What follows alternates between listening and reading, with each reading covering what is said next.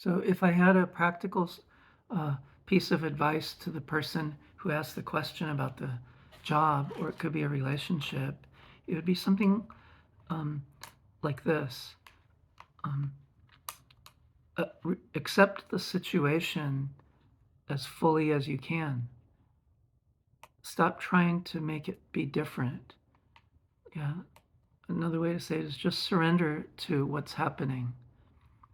Uh, or another way to say it is just resign yourself, or just tell yourself you're going to be stuck with this job or person for the rest of your life, and you might as well just be stuck there, or something along those lines. Whatever version works for you.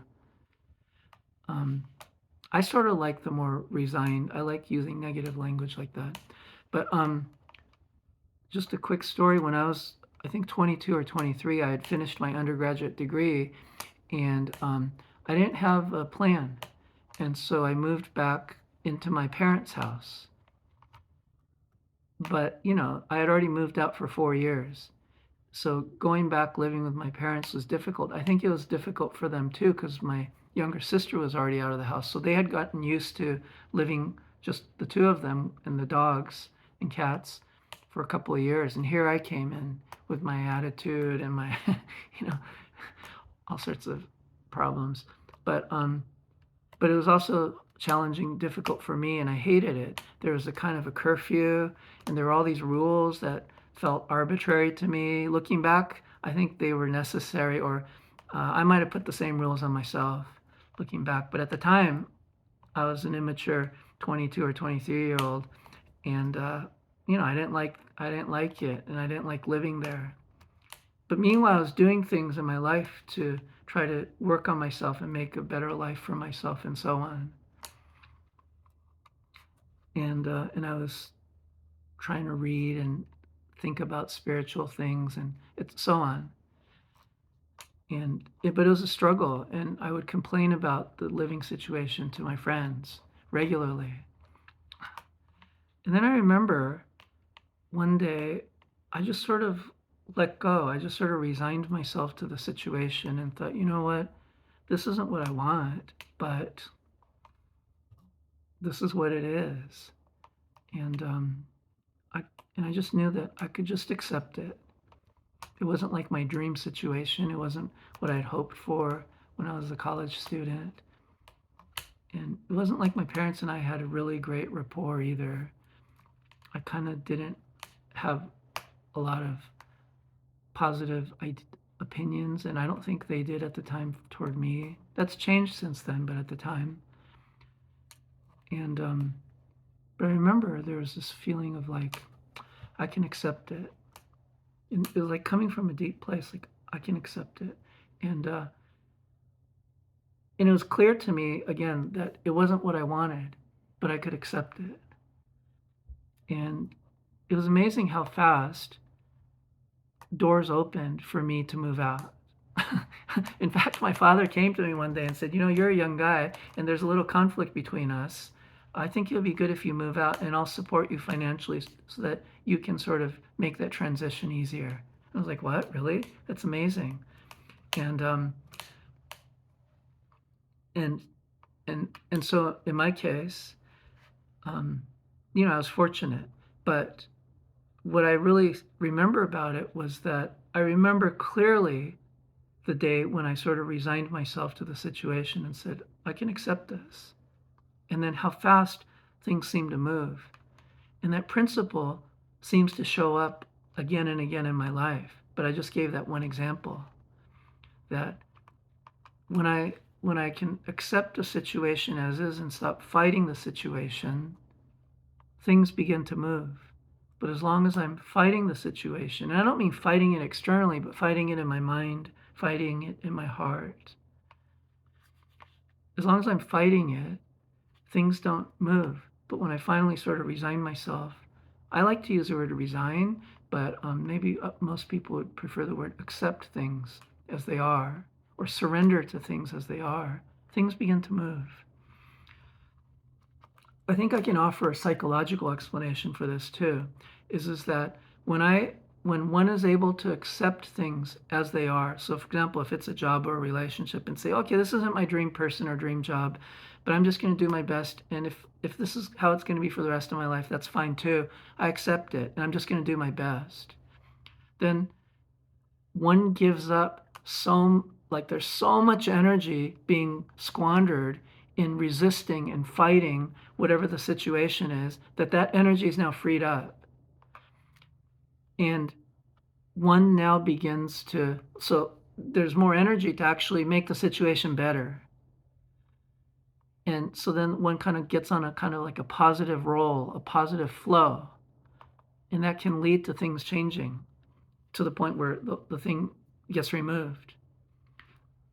But also, with so much energy freed up, there's the ability to now notice what's actually happening.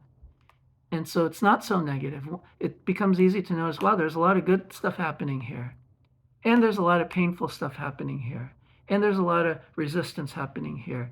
And so it becomes easier to see things more clearly.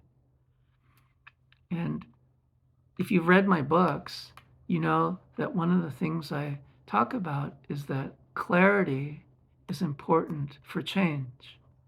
That I've come to accept and understand and believe that clarity is the precursor to meaningful change.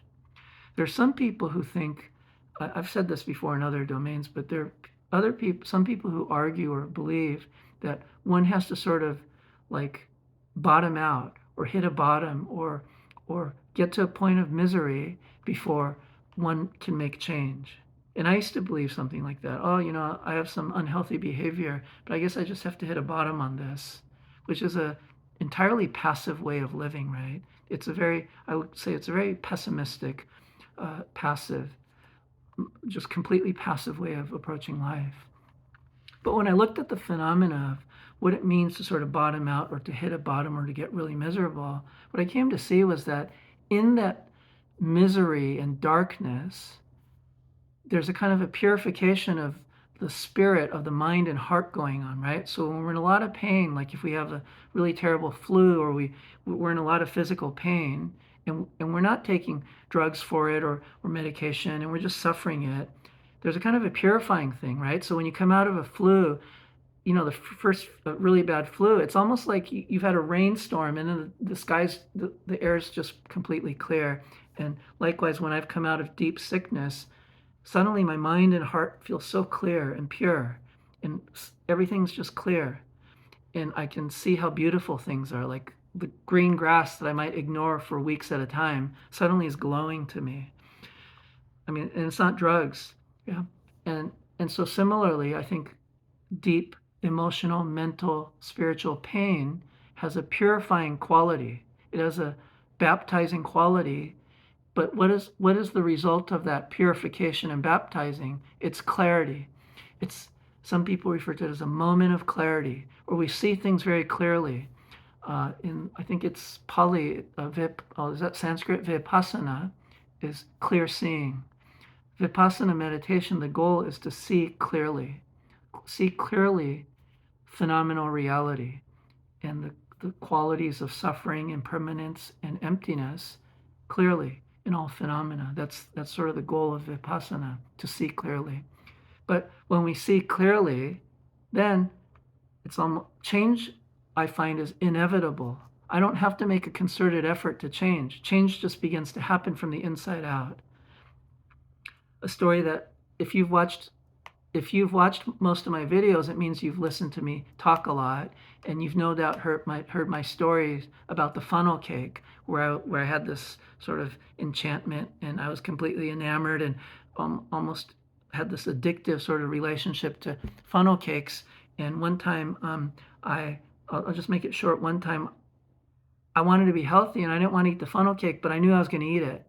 So I resigned myself to the fact that I was going to eat it, but I made a commitment to myself to pay attention to the entirety of the experience. And when I saw how much suffering it created for me, and it happened to create for someone close to me, I saw the whole thing clearly. And since that time, this was probably about 25 years ago, I've never thought of eating a funnel cake. I've never craved it. I've never thought about it. I've never made a concerted effort to avoid it because I saw the thing for what it was. And so when we're in a situation, I think it's important to have the capacity to see things as they are. But if we're fighting the thing internally or externally, we lose some of our capacity to see because we're more invested in changing the thing, fixing the thing, solving the thing. So if we can inhibit or let go of our so-called need, it's really not a need, but our compulsion to fix the situation, to remedy it, to resolve it, then we freed up a lot of mental, emotional space to actually notice what's happening.